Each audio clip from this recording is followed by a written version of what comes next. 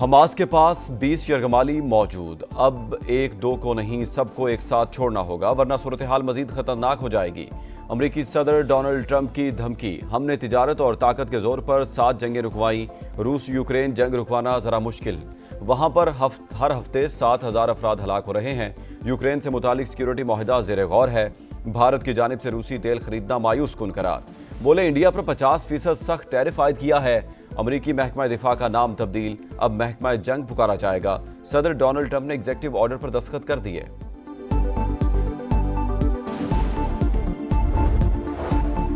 اسرائیلی فوج غزہ کو مکمل تباہ کرنے پر تل گئی، شہر میں بچ جانے والی واحد کثیر المنزلہ رہائشی عمارت میزائل حملے میں تباہ، 24 گھنٹے میں مزید 69 فلسطینی شہید۔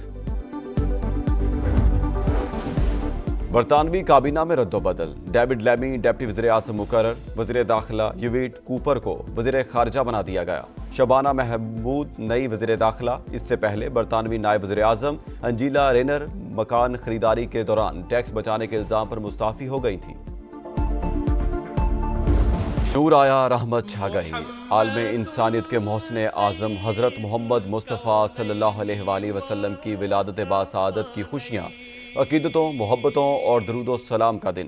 ملک بھر میں عید میلاد النبی عقیدت و احترام سے منائی جا رہی ہے، شہر شہر چراغاں اور عاشقان مصطفیٰ کی تیاریاں، گلیاں سج گئیں، دل مہک اٹھے، زبانیں ذکر مصطفیٰ سے معطر ہو گئیں۔ ملک بھر میں جلوسوں اور محافل کا انعقاد، کراچی سے خیبر اور گوادر سے گلگت تک عاشقان رسول کے دل نبی مہرباں آقا دو جہاں کی آمد پر مسرور۔ سرکار کی آمد مرحبا، ملک بھر میں میلاد مصطفیٰ کی خوشیاں، مساجد، بازار، گلیاں اور محلے جگمگا اٹھے، ہر طرف ہے عشق رسول کی خوشبو۔ کراچی کی تاریخی چھاگلا اسٹریٹ کی سجاوٹ دیکھنے کے لائق، کھارا در بھی روشنیوں میں نہا گیا۔ گورنر ہاؤس میں محفل میلاد، خالد مقبول صدیقی اور کامران ٹیسوری کا خطاب، ملک کی استحکام اور ترقی کے لیے دعائیں۔ لاہور، پشاور اور کوئٹہ سمیت شہر شہر روشنیوں کی برسات، اکاڑا کے سیلاب متاثرین اپنا غم بھول گئے، خیموں کو رنگ برنگی روشنیوں سے سجا دیا۔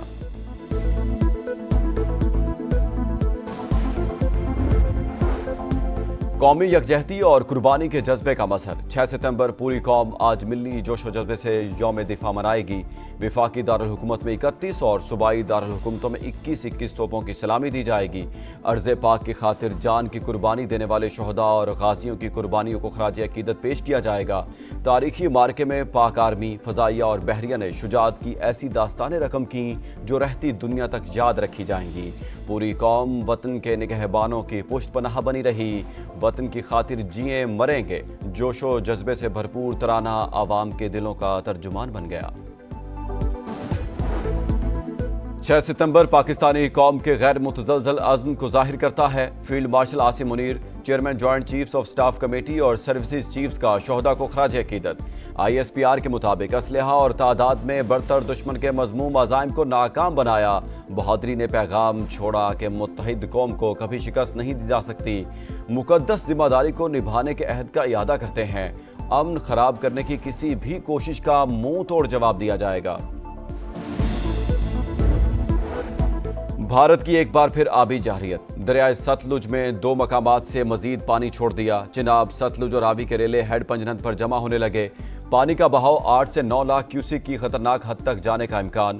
سیلابی ریلوں سے کئی علاقوں میں تباہی، احمد پور شرقیہ کے متعدد علاقے زیر آب، رحیم یار خان کے 34 دیہات متاثر، پانی علی پور کی قریبی بستیوں میں داخل، مظفر گڑھ کی بستی شیر شاہ کے 2000 سے زیادہ گھر ڈوب گئے، کئی بستیوں میں سینکڑوں شہری محصور، شورکوٹ میں بھی 2000 گھر زیر آب، کوٹ مومن میں صورتحال مزید ہولناک، 40 سے زیادہ دیہات کا زمینی راستہ تیسری بار منقطع، سیلاب سے اموات کی تعداد 49 ہو گئی، 38,90,000 افراد متاثر، 18,39,000 کی محفوظ مقامات پر منتقلی۔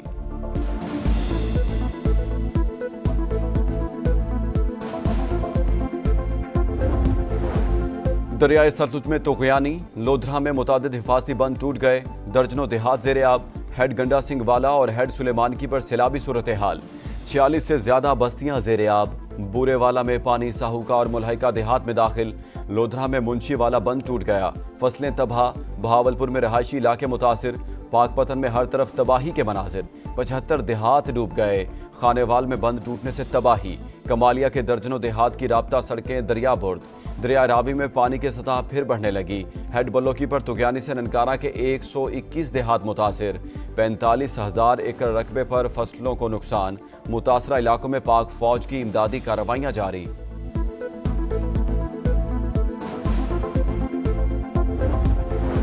گجرات میں طوفانی بارشوں سے خوفناک اربن فلڈنگ، شہر دریا بن گیا۔ معمولات زندگی درہم برہم۔ ڈسٹرکٹ جیل زیر آب، قیدیوں کے مختلف اضلاع کی جیلوں میں منتقلی۔ بس سٹینڈ پر پانی جمع ہونے سے پبلک ٹرانسپورٹ معطل۔ وزیر اعلیٰ پنجاب کا گجرات میں سیلاب متاثرہ علاقوں کا دورہ۔ ریلیف اور ریسکیو کارروائیوں کا جائزہ۔ اہلکاروں کو شاباش دی۔ متاثرین کے مسائل سنے۔ 10-10 لاکھ روپے کے امدادی چیکس تقسیم کیے۔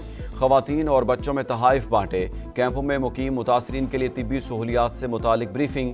فیلڈ اسپتال اور کلینک آن ویلز کا جائزہ۔ مریم نواز کو سامنے دیکھ کر متاثرہ شخص رو پڑا۔ وزیر اعلیٰ نے نقصانات کے ازالے کا یقین دلایا۔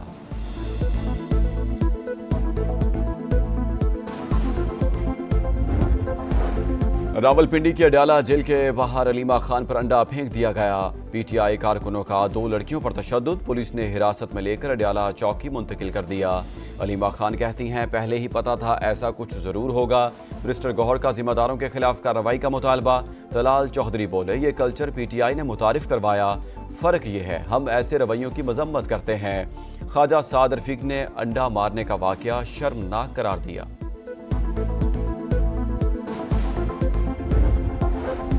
حکومت سے مذاکرات ہو رہے ہیں، نہ بات چیت کے لیے کچھ بچا ہے۔ چیئرمین پی ٹی آئی برسٹر گوہر کہتے ہیں جس طرح عمر ایوب اور شبلی فراز سمیت ہمارے لوگوں کو نکالا گیا، اس کے بعد بات چیت کی ضرورت ختم ہو چکی۔ حکومت کا غیر جمہوری رویہ ختم ہو تو کوئی بات بنے۔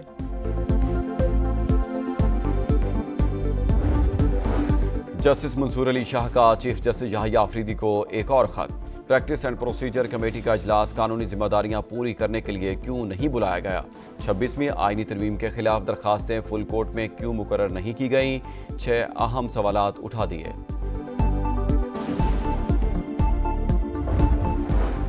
اور یو اے ای نے فتح کا موقع گنوا دیا۔ میزبان ٹیم کو 3 گیندوں پر 5 رنز درکار تھے۔ فرید احمد نے تینوں بالز ڈاٹ کروا کر افغانستان کو 4 رن سے فتح دلا دی۔ 171 کے تعاقب میں یو اے ای کا سکور 166 رہا۔ فاتح ٹیم کے ابراہیم زدران 48 رنز کی اننگز کھیلنے پر پلیئر آف دی میچ قرار۔ ایونٹ کا فائنل اتوار کو پاکستان اور افغانستان کے درمیان ہوگا۔